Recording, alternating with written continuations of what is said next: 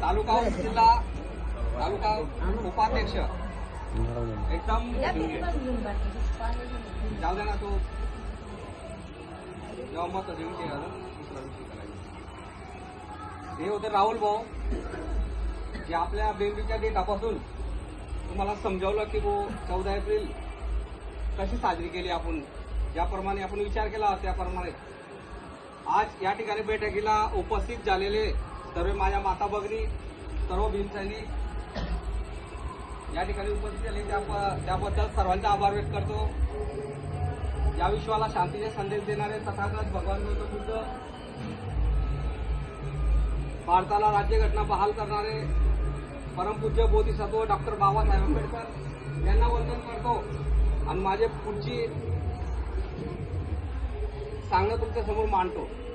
आज या ठिकाणी तुम्हाला बोलावण्यात आलं तुम्ही आले त्याबद्दल मी तुमचा आभार व्यक्त करतो। आज बोलावण्याचं कारण महत्व असं आहे की दरवर्षी आपण डॉक्टर बाबासाहेब आंबेडकर जयंती साजरी करतो आणि या नंदुरबार जिल्ह्यामध्ये फक्त गौतम नगर उत्सव समितीचा एक नियम आहे एक कायदा आहे ज्याप्रमाणे आपण गौतम नगरची उत्सव समिती साजरी करतो समिती गठीत करतो महिलांची पुरुषांची सर्वांची कमिटी गठीत करतो। कमिटी गठीत झाल्यानंतर आपल्या ठिकाणी ते प्रोग्राम आपण आयोजित करतो आणि असे प्रोग्राम आमच्या राहुल भाऊनी तुम्हाला वाचून लावले। आपला पहिला प्रोग्राम होता डॉक्टर बाबासाहेब आंबेडकर जयंती उत्सव निमित्त कम्प्युटर क्लास खोलणे जे मुलांना फ्रीमध्ये कम्प्युटर क्लास आपण चालू केलेली आपण बघू शकता वरती। दुसरा प्रोग्राम होता रक्तदान शिबिर जे दरवर्षी करतो आपण तो सुद्धा या ठिकाणी आपण 7 तारखेला केलेला आहे। तिसरा आपला महात्मा ज्योतिबा फुले जयंती निमित्त आपण नंदुरबार रेल्वे स्टेशनच्या बाहेर भव्य दिव्य अन्नदानाचा कार्यक्रम आयोजित करतो।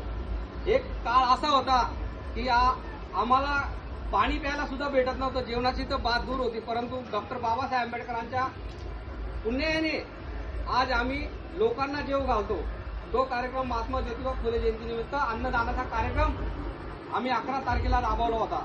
तसाच दुसरा कार्यक्रम जी नंदुरबार जिल्ह्यातून मोटरसायकल रॅली निघती त्या रॅलीसाठी या ठिकाणी आम्ही थंड रसनाचं वाटप केलेला होता। तसाच दुसरा कार्यक्रम भव्य दिव्य कार्यक्रम आपला जो डॉक्टर बाबासाहेब आंबेडकर जयंतीचा कार्यक्रम असतो ना भूतो ना भविष्य असा नंदुरबार जिल्ह्यातून गौतम नगर या ठिकाणी उत्सव समितीच्या वतीने तुमच्या सर्वांच्या मेहनतीच्या वतीने या ठिकाणून भव्य दिव्य मिरवणूक या ठिकाणी निघून सण निरुपुत्र या ठिकाणी संपन्न होते। असे आपले कार्यक्रम सगळे नियोजन केलेले होते आणि ते कार्यक्रम आपले सर्व झाले।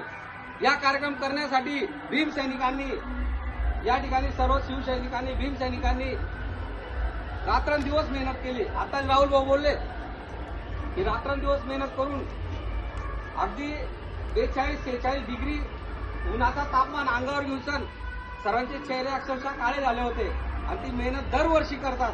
दरवर्षी आपण ती मेहनत करून सगळ्या ठिकाणी फिरून जे काय आम्ही वर्षभर कामं करतो त्या कामाची पावती म्हणून आम्हाला लोक समाज व इतर समाज आम्हाला पावती देतात।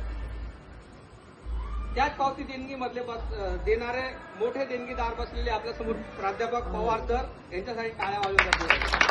असे आपले नाते जे आपल्याला पूर्ण वर्षभर आम्ही जे कार्य करतो भीम आर्मीच्या माध्यमातून सामाजिक कार्य करतो आमच्या कार्याला प्रेरित होऊन आमच्या कार्यावर खुश होऊन जे गोरगरिबाच्या दुःख सुखामध्ये आम्ही जातो त्याच्या कार्याला प्रेरित होऊन आम्हाला 14 एप्रिलला लोक स्वतः बोलावून आम्हाला त्या ठिकाणी देणगी देतात आणि असे इतके कार्यक्रम नंदुरबार जिल्ह्यात कोणीच घेत नाही। फक्त 14 एप्रिलची डॉक्टर बाबासाहेब आंबेडकरांना नाचून गाऊन साजरी करतात परंतु आपण या ठिकाणी नाचून गाऊन साजरी न करता या ठिकाणी वाचून सण गाऊन सण सगळ्या पद्धतीने जीवन करावून सण आपण या ठिकाणी जयंती साजरी करतो। आपण 9, 10, 11 वर्षापासून आपली ही परंपरा चालू आहे।